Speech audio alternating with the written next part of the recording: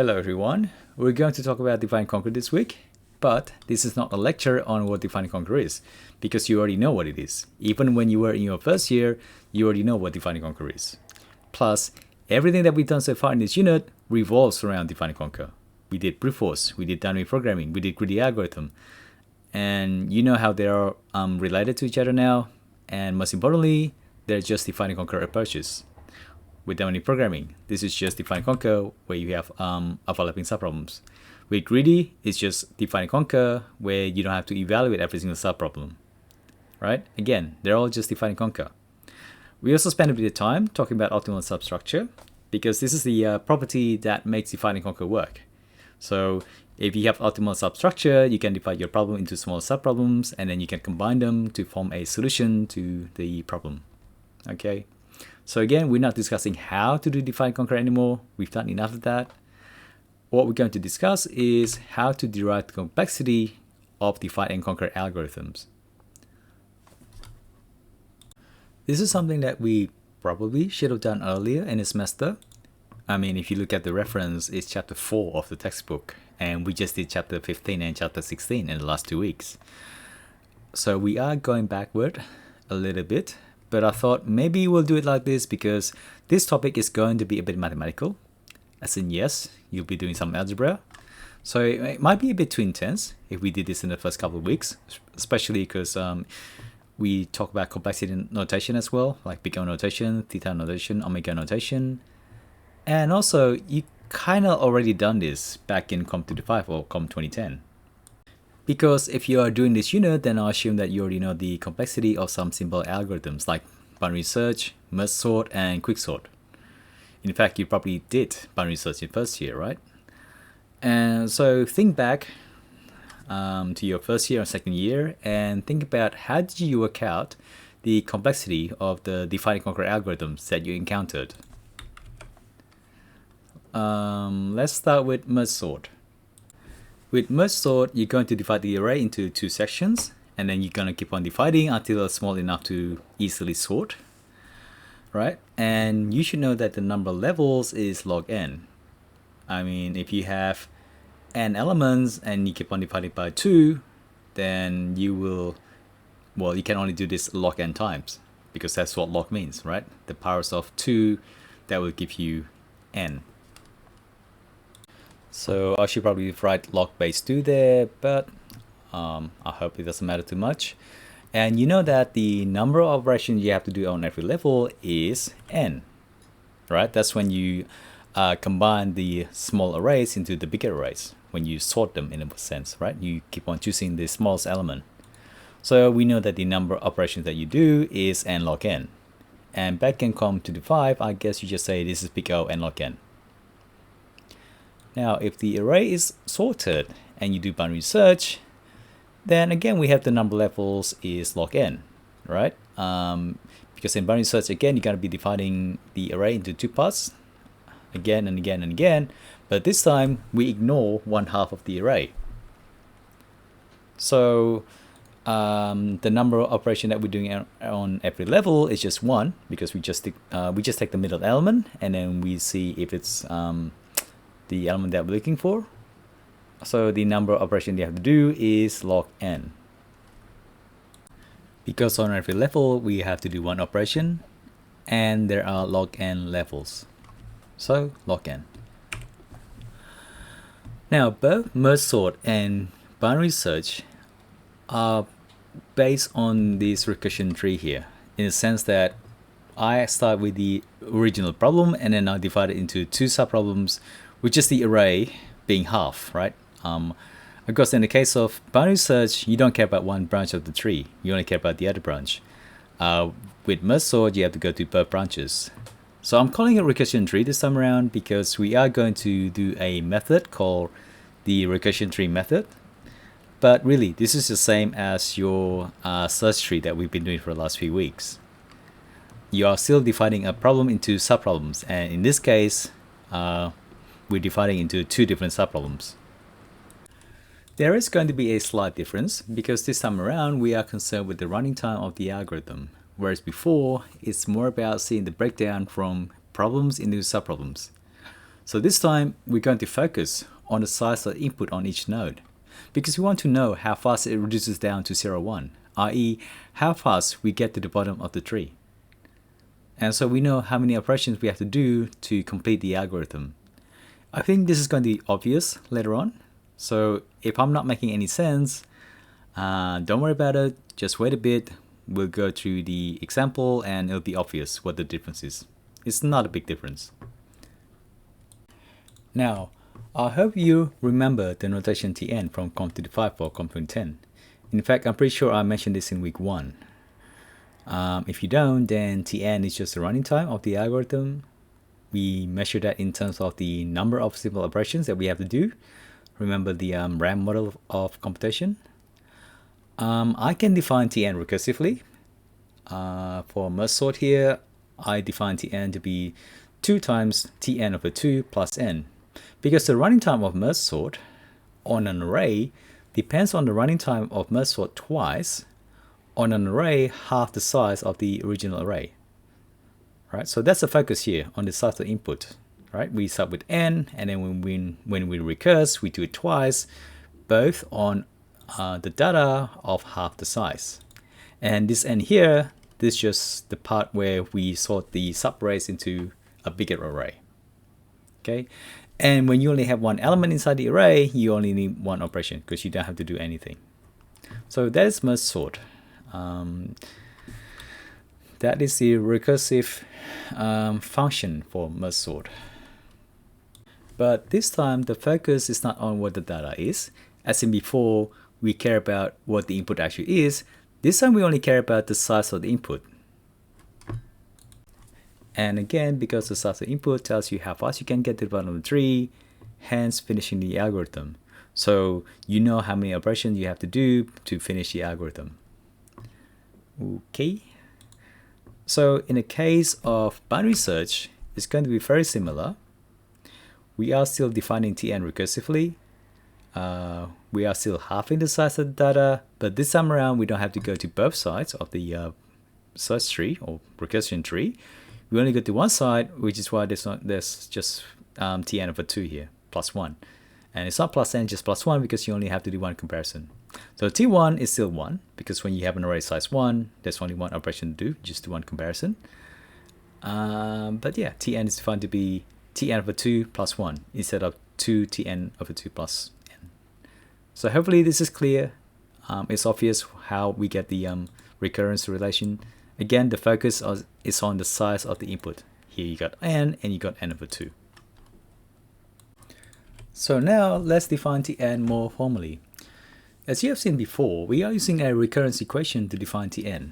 And you might wonder how this is different to the recursive relation that you saw in dynamic programming or greedy algorithm. Well, they're both recurrence equations. It's just that this time around, we're using a recurrence equation to define Tn. So really, it's just the context. This time around, we care more about the size because we want to find the running time of the algorithm, whereas before, we used recurrence relation in a different way. Okay, so hopefully that's not a problem. Now, we define Tn to be theta 1 when n is small enough. That is when the input is so small that we can just do a constant number of operation. Otherwise, you define Tn to be a times the n over b plus the n plus the n. A tells you how many times you're going to call the algorithm recursively. Right? So in the case of merge sort, you call it twice. In the case of binary search, you call it once. Right? That's controlled by A. And B tells you how you're going to make the data smaller every time. In both cases of merge sort and binary search, you divide the data size by 2. Now, B can be 3, 4, or it can be between 1 and 2. Well, you probably don't want B to be 1. Because if your data size never changes, then maybe your algorithm will never terminate. Right? So that's what your A is and what your B is. And you've seen an example before, so hopefully it's clear how they work. Now you got also Dn and Cn. Dn is like the amount of work that you have to do to split the data so you can call the algorithm recursively on a smaller size data. While Cn is the opposite, is the amount of work you have to do to combine the solution of the subproblems to make the solution to the problem. So dn is you going downwards and Cn is when you're going back up. In the case of binary search, you're not combining anything. You're just dividing the problems into small subproblems. So the cost of dividing is just 1. Okay, maybe it'll cost you 1 more to keep on returning the answer, but in both cases, you just do one operation on every level. In merge sort, it's a bit different.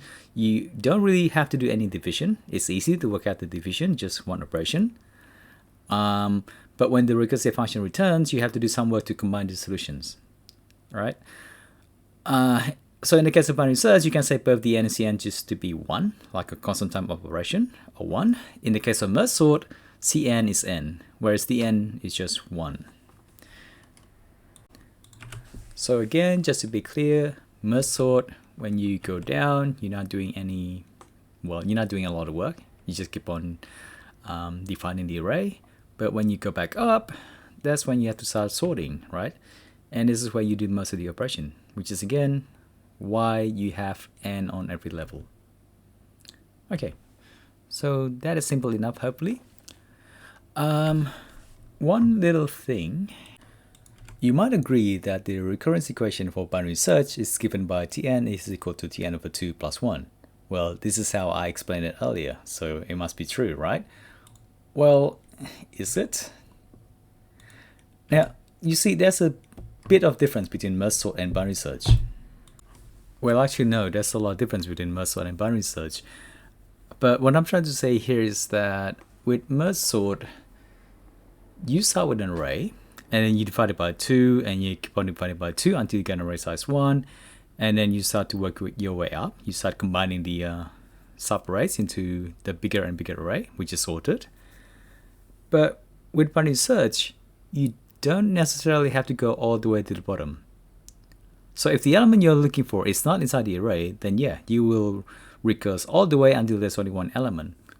But it is possible that in your first search, when you look at the first middle element, you find the element you're looking for and you're done. So you can't do that with merge sort. Merge sort means you have to go to every single element. You have to go all the way to the bottom of the tree. So with binary search, the number of operations you have to do is not exactly what I said here. It's not exactly Tn over 2 plus 1. Right? It may actually be a lot less than that, because you may never need to recurse. So it makes sense that we don't always have to use equality when we're defining this recursive relationship. We can say that Tn is less than or equal to a Tn over b plus Fn. This Fn here, by the way, I'll replace Dn and Cn with Fn.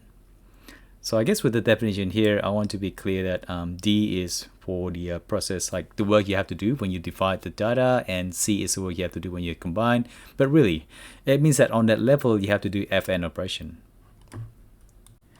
Now, to go back to what I was saying earlier, in the case of binary search, Tn may actually be less than or equal to Tn over 2 plus 1. So the amount of work that you have to do may be less than what the recursive function is telling you, because you don't have to go all the way down to the bottom of the tree, right? And this will matter because if you can't have Tn equal to the right hand side, or if you have like Tn less than or equal to the right hand side, then you can't have the type bound. So here, if you have that kind of equation, you may end up with a big O notation on the right hand side. Or if you have a greater than equal to notation, then you will end up with a big omega on the right hand side. So I'll talk a bit more about this later. All right, but anyway, I think most of the time it should be okay to just use equality in this unit, because we don't have to be too precise. But I do need you to be careful when you're talking about upper bound or lower bound or tight bound. So be careful with the sign when you when you're showing what the recursive relationship is. Okay, again, most of the time you probably only see equality. right? But there are times when you have to care about if the sign is less than or equal to or greater than or equal to.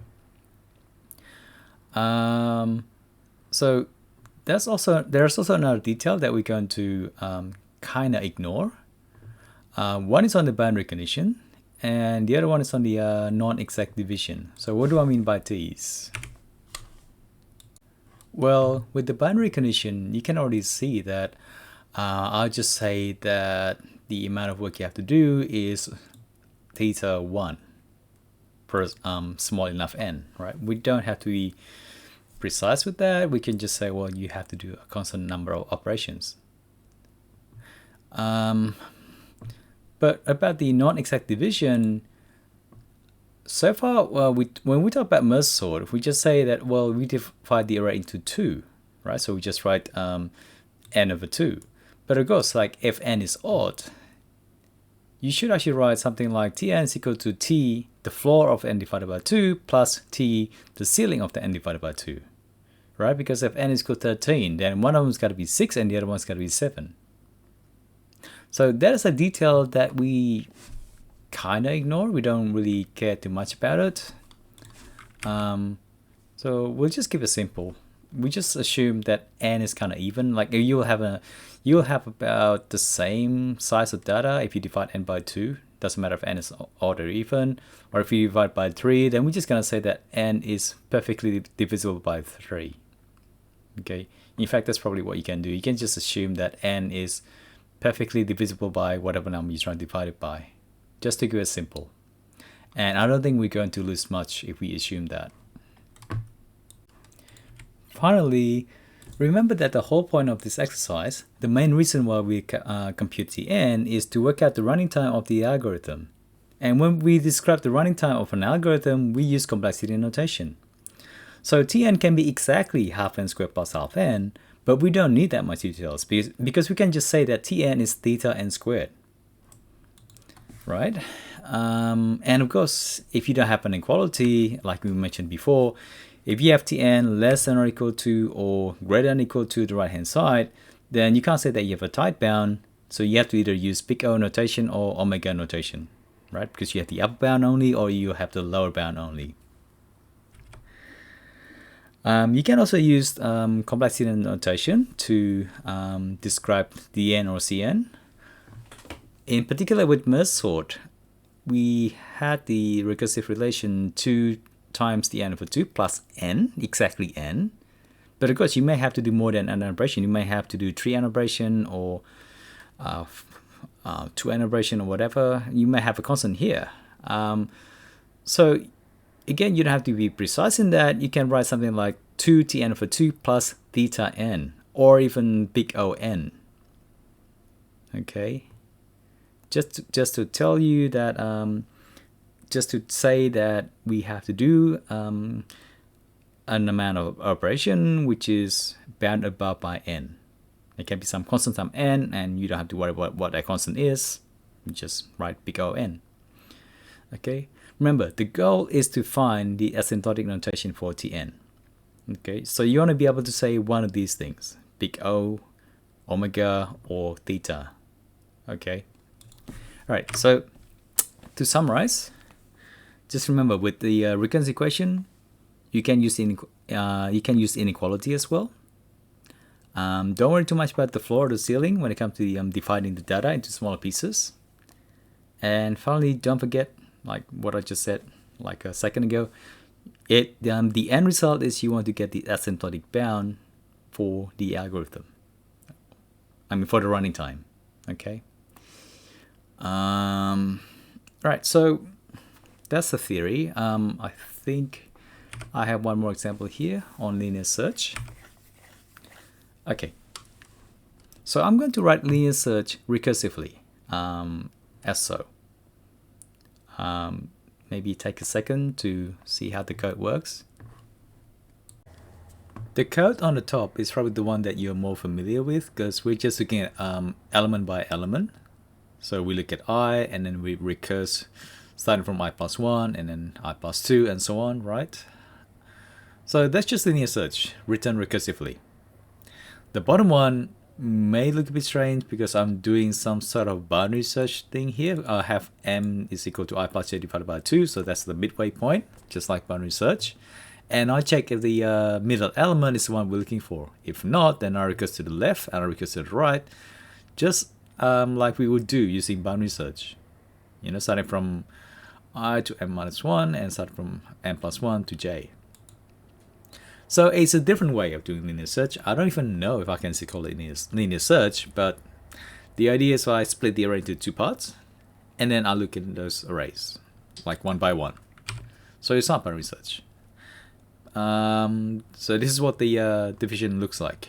For example, if I have index 0 to index 8, then I'll be looking at index 0 to index 3, and then index 5 to index 8, because I already know that index 4 is not what I'm looking for.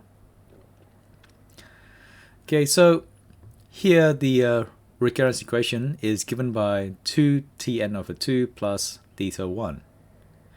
Similar to boundary search, right? You have to go left and you have to go right, so that's 2 times tn over 2.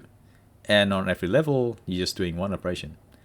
And notice here I'm using the equal sign, whereas it should probably be less than equal sign. Well, it's going to be equal sign when it's less than equal to 1, but just realize that this is actually the upper bound, because you may not need to have to do all the operations to find the result, because you may get lucky and finish early. Okay. You can do more. You can split the array into 3 parts if you want, and you will have this kind of recurrence equation instead. 3 times t n over 3. You can do more. You can define it in 4 parts, 5 parts, and so on. And something you can think about, I guess, is, does it change the complexity? And you probably think no, right? Because you will still have to look at every single element. This is why I have this example here. Like, why are we talking about linear search in third year subject? Because I want you to understand that even though I change how I do linear search, the complexity is still O(n). And the recurrence equations, they're different. And we're going to see how we get the complexity out of this. But if you apply the things that you learned from Comp 5, like the thing I mentioned at the start, like the seeing how many levels you have, how many operations per level, and you will still see that the amount of operation you have to do is still big O n, or theta n. Okay. One more example, quicksort. I hope you remember how to do quicksort from Comp 5, Comp 2010. The idea is you pick the first element as the pivot, and then you arrange everything else depending on that pivot element. So if it's smaller, you put it on the left-hand side of the array, and if it's bigger, you put it on the right-hand side of the array. So if you pick 13 as a pivot, that's actually exactly halfway. You put everything smaller on the left and put everything on bigger on the right, and then you recurse. You do the same thing again. This time using 11 and 32 as a pivot. Again, rearranging everything so that 11 and 32 are in the right place. Do it one more time. Rearrange, and finally, well, all the pivot elements are already in the right place, so your array is now sorted. Now, that is quicksort on the average case, but quicksort in the worst case is slightly different. Because if it's already sorted, then the next time you recurse and call quicksort, you have an array of one size less. And this keeps on happening, right? Because if you pick 11 as pivot, then everything larger is going to be right hand side, because 11 is the smallest element. If you keep on picking the smallest element or the largest element as a pivot, this may happen if the array is already sorted. Ascending order, or maybe sort of descending order. Okay, so quicksort has 2 recurrence equations. One for the average case and one for the worst case. As you see here in the average case, it's just the same as merge sort. 2tn over 2 plus theta n. In the worst case, however, you're only reducing the size of the data by 1. So Tn becomes Tn minus 1 plus theta n. And this will eventually lead to the algorithm being n squared. Now, we haven't discussed how you get the complexity out of these recurrence equations. So I'm sorry if you've been wondering about that throughout this video, but we're just outlining how to get the recurrence relation, how to get the recurrence equation, right? Not to actually get the complexity yet. We're going to do that in the next video. Well, the next 3 videos actually. But hopefully this is simple enough how we can get the recurrence equations. We're going to deal with something more complicated, like algebraically, than just 2Tn over 2. But most of the algorithms that you've done, like quicksort, merge sort, boundary search, all of those can generally be described easily using a recurrence equation. So I don't think you have any problems with that. Alright, that's just what I just said earlier. We haven't actually showed how you can get the asymptotic bound for the running time from the recurrence equation. And there are 3 ways we can do that. One is called recursion tree method, one is called substitution method, and the last one, the easy one, is called master method. Well, easy because it's just like a formula that you can apply. And so after this video, there are going to be 3 more videos where I discuss these things. Okay, so I will see you in next videos.